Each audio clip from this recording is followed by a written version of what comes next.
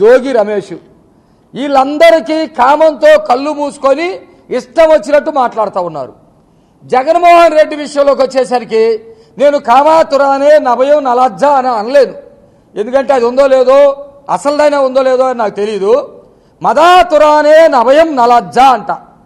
మదం ఎక్కినటువంటి వాడికి సిగ్గు లజ్జ ఉండదు అని అర్థం. ఇతనికి ఏం మదం ఎక్కింది అంటే అధికారం కావాలనే యావ మదం ఎక్కింది. అధికారాన్ని అనుభవించాం మళ్ళీ కావాలనే యావ మదం ఎక్కింది. అందుకనే ఈ రాష్ట్రంలో కొంతమందిని బలహీన వర్గాలకి సంబంధించినటువంటి వైసీపీ మాజీ నాయకుల్ని కొంతమందిని ఎంచుకొని వాళ్ళ చేత బూతుల పురాణాన్ని నెక్కిస్తూ ఉన్నారు. అమ్మా ఇది స్టార్ట్ చేయమ్మా. బూతుల పురాణాన్ని తీసుకుంటా ఉన్నాడు.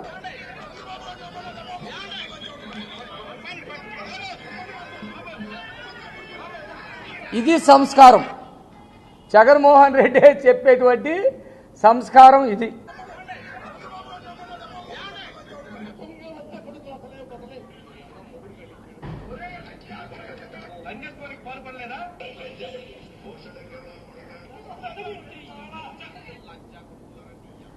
సంస్కారవంతులు వీళ్ళ గురించి జగన్మోహన్ రెడ్డి చెప్తా ఉన్నాడు. ఎంత సంస్కారమైనటువంటి వాళ్ళు ఎంత మాట్లాడుతూ ఉన్నారో. ఏదో రెండు మాటలు మాట్లాడితే వాళ్ళ మీద కేసులు పెడతారా అని చెప్పేసి. ఇత్యమ్మ నేనేమంటున్నానంటే కేవలం ఇవి బూతులు కాదు, కేవలం ఇవి బూతులు కాదు. ఒక టెర్రరిస్టులు, నేను ఇంతకు ముందు కూడా చెప్పా, టెర్రరిస్టులు ఒకేసారి అనేకమైనటువంటి ప్రాంతాల్లో బాంబులు పేలుస్తారు. జమ్మూలో, కన్యాకుమారిలో, మహారాష్ట్రలో, లేకపోతే ఇంకొక చోట ఒకేసారి బాంబులు పేలుస్తారు. వాళ్ళ యొక్క ఉద్దేశం ఏంటంటే అలజడులు సృష్టించాలని, గొడవలు ప్రేరేపించాలని, మత ఘర్షణలు ప్రేరేపించాలని, కొట్టుకు చావాలని, ప్రభుత్వం ఇబ్బందులో పడాలని, ప్రభుత్వం నడవకూడదని. అంటే ఒక టెర్రరిస్టులు ఏ విధంగా అయితే ఉంటారో జగన్మోహన్ రెడ్డి కూడా పదే సార్లు చెప్తున్నాను, వైసీపీ ముసుగులో ఒక టెర్రరిజాన్ని ప్రోత్సహిస్తా ఉన్నాడు. ఆ టెర్రరిజం పేరు బూతులు. మీరు అంబటి రాంబాబు ఒకే విధమైనటువంటి బూతులు మాట్లాడతాడు, దానివల్ల గొడవలు రావాలని. జోగి రమేష్ ఒకే విధమైనటువంటి బూతులు మాట్లాడతాడు, గొడవలు రావాలని. పేరుని నాని ఒకే రకమైనటువంటి బూతులు మాట్లాడుతూ ఉంటాడు. నిన్న కొత్తగా రజనీ కూడా వాడెవడు పుల్లారావు అని చెప్పేసి మాట్లాడుతూ ఉంటుంది. వీళ్ళందరి ఉద్దేశం ఏంటంటే ఎవరైతే ప్రజలున్నారో, ఎవరైతే తెలుగుదేశం నాయకులు ఉన్నారో, పౌరులు ఉన్నారో వీళ్ళందరూ కూడా రెచ్చిపోవాలి. వీళ్ళందరూ కూడా మా మీద దాడి చేయాలి. ఆ దాడి ద్వారా మేము చలిమంట కాసుకోవాలి, రాష్ట్రంలో ప్రభుత్వం సక్రమంగా నడవటం లేదని చెప్పాలి అనే ఉద్దేశంతో ఒకేసారి బూతుల పురాణాన్ని లంకించుకొని మాట్లాడేటువంటి వాళ్ళని ఒక బ్యాచ్ని తయారు చేసి రాష్ట్రంలో జగన్మోహన్ రెడ్డి వదిలినట్టుగా చాలా స్పష్టంగా అర్థమవుతా ఉంది. అది కూడా కాకుండా నేరాలను ఏ విధంగా ప్రోత్సహిస్తూ ఉన్నాడో మీరు కనుక చూసుకుంటే ఈవీఎంలు పగలగొట్టినటువంటి వాళ్ళు ఎవరైతే ఉన్నారో, పాపం ఈవీఎంలు పగలగొట్టారు తప్పేంది అంటాడు. బాబాయిని గొడ్డలతోటి నరికి చంపితే వాడు పసిపిల్లోడు అవినాష్ రెడ్డి, తప్పేముంది, వాడికి ఏం తెలుసు, ఏదో నేను చంపమంటే చంపాడు అన్నట్టుగా మాట్లాడుతూ ఉంటారు. కోర్టుల్లో ఫైళ్లు తగలబెట్టిన వాళ్ళు ఉంటారు. అతను కేసులు హీరింగ్కి వస్తున్నాయి, అతను ఫైళ్లు తగలబెట్టుకుంటే తప్పేంది అని అంటాడు. అంటే కోర్టులు ఫైళ్లు తగలబెట్టినా, ఈవీఎంలు పగలగొట్టినా, బూతులు తిట్టినా, బాబాయిల్ని చంపేసినా అవి పెద్ద నేరాలు కాదు అని చెప్పేటువంటి ప్రయత్నం జగన్మోహన్ రెడ్డి చేస్తూ ఉన్నట్టుగా అర్థమవుతా ఉంది. జగన్మోహన్ రెడ్డి అధికారంలో ఉన్నప్పుడు ఇదే జిల్లాలో, గుంటూరు జిల్లాలో విక్రమ్ అనే ఒక దళితుడిని అత్యంత దారుణంగా పోలీసులు తీసుకొచ్చి అత్యంత దారుణంగా చంపేశారు. ఆ రోజు ఉన్నటువంటి ఎమ్మెల్యేలు కానీ, మంత్రులు కానీ, స్వయాన ముఖ్యమంత్రిగా ఉన్నటువంటి జగన్మోహన్ రెడ్డి కానీ ఎందుకు పరామర్శకి వెళ్ళలేదు? నెంబర్ 1, తోటా చంద్రేని అత్యంత కిరాతకంగా గొంతు కోసి చంపేశారు. ఎవరు కూడా వాళ్ళకు సంబంధించినటువంటి ప్రభుత్వంలో ఉన్నటువంటి వాళ్ళు ఎందుకు పరామర్శకి వెళ్ళలేదు? మేము వెళ్తే ఎందుకు అడ్డుకున్నారు? నెంబర్ 2 మహేంద్ర అమర్నాథ్ గౌడ్ రేపల్లెకి సంబంధించినటువంటి 10th క్లాస్ చదివే పిల్లగాడు పెట్రోల్ పోసి వైసీపీ వాళ్ళే తగలబెట్టారు. ఎందుకు జగన్మోహన్ రెడ్డి కనీసం మానవత్వాన్ని ప్రదర్శించి ఆ కుర్రవాడు కుటుంబానికి పరామర్శ కూడా ఎందుకు చేయలేకపోయాడు? మేము వెళ్తుంటే మమ్మల్ని ఎందుకు అడ్డుకున్నాడు? అంటే జగన్మోహన్ రెడ్డికి ఏమాత్రం మానవత్వం లేదు అనేది స్పష్టంగా అర్థమైపోయింది. అతను కేవలం రాక్షసుడు, కేవలం టెర్రరిస్టు స్వభావం కలిగినటువంటి వ్యక్తి, కేవలం సైకో మనస్తత్వం ఉన్నటువంటి వ్యక్తి. అలాంటి వ్యక్తి కాబట్టే ఇలాంటి అంబట్ని ప్రోత్సహిస్తూ ఉన్నాడు, అలాంటి జోజీని ప్రోత్సహిస్తూ ఉన్నాడు. అంబటి మాట్లాడినటువంటి మాటలు అత్యంత దారుణమైనటువంటి మాటలు. ఒక ముఖ్యమంత్రిని ఆ విధంగా దుర్భుషలాడాడంటే, లకారాన్ని ఎత్తుకొని తిట్టాడు అనంటే, తల్లిని తిట్టాడు, తండ్రిని తిట్టాడు అనంటే ఎంత దారుణానికి ఒడిగట్టినట్టు. అలాంటి వ్యక్తికి పరామర్శ కోసం వస్తాడా? ఎవరిని నువ్వు పరామర్శిస్తుంది రాష్ట్రంలో?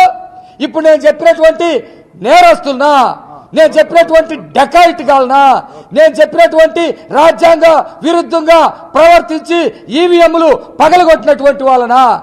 ఇలాంటి వాళ్ళని పరామర్శిస్తూ నువ్వేం మాట్లాడతావయ్యా? ఆ అంబటి రాంబాబు వచ్చి క్షమాపణ చెప్పాడా? ఆ వీడియోలన్నీ నేను తీసిపెట్టా, టైం లేదు కాబట్టి నేను చూపించలేకపోతా ఉన్నా. అంబటి రాంబాబు ఏం మాట్లాడాడు? నేను మాట్లాడకుండా ఉండాల్సింది, అయినా కానీ ఆ రెడ్ బుక్కి ఎవడు భయపడ్డు, నా ఇంటి కుక్కలు కూడా భయపడ్డు, నన్ను అరెస్ట్ చేసుకోండి, నన్ను అరెస్ట్ చేయండి అని చెప్పేసి తెగ ఎంపర్లాడాడు. అరెస్ట్ చేసే వాళ్ళు ఇప్పుడు అరెస్ట్ చేయటం తప్పంటావేంది? అంబటే కదా అరెస్ట్ చేయమని చెప్పాడు. నేను మాట్లాడింది తప్పని ఒప్పుకుంది అతనే కదా. ఇంకా ఆ తర్వాత కూడా అంబటిని అరెస్ట్ చేయటం తప్పని చెప్పేసి నువ్వు ఎట్లా మాట్లాడతావు అని చెప్పేసి నేను అడుగుతా ఉన్నా. ఈ రాష్ట్రంలో అలజడులు సృష్టించటానికి నువ్వు మాజీ ఎమ్మెల్యేలని, మాజీ మంత్రుల్ని ఎన్నుకోవటమే కాకుండా మతాన్ని కూడా నువ్వు అబాసుపాలు చేస్తా ఉన్నావు.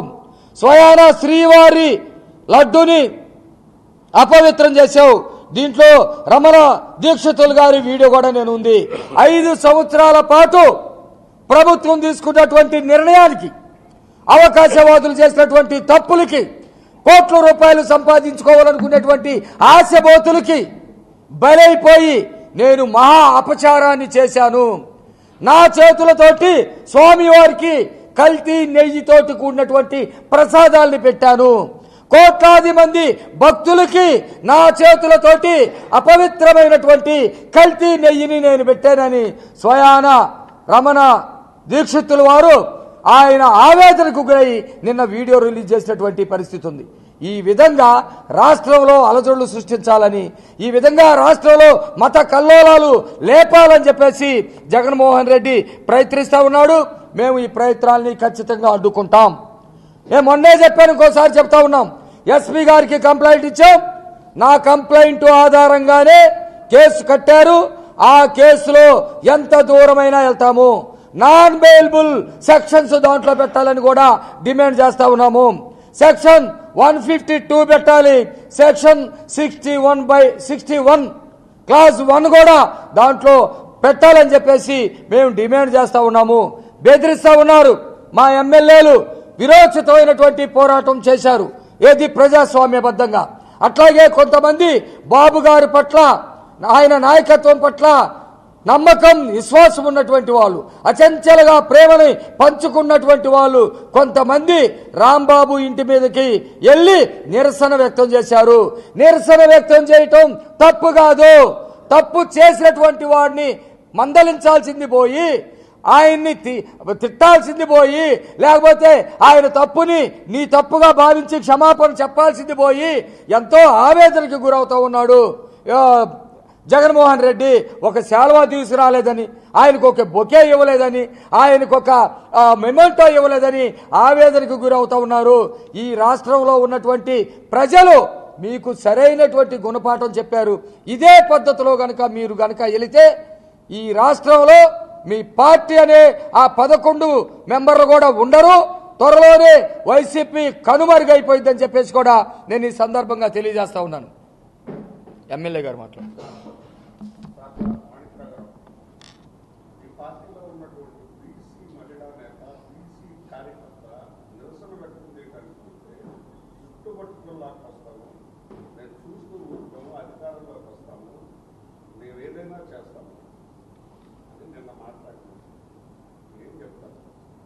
మేము అదే చెప్తా ఉన్నాం. ఒక తోట త్రిమూర్తులే కాదు, చాలామంది కూడా మాట్లాడారు.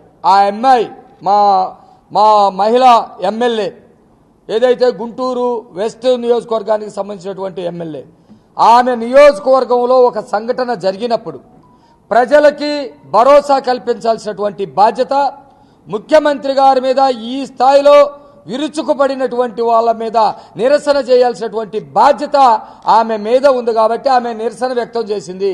ఎక్కడ ఆమె కర్రలు తీసుకెళ్లలేదు, కత్తులు తీసుకెళ్లలేదు, తన నోటితోటి దుర్భాషలాడలేదు, బూతులు తిట్టలేదు.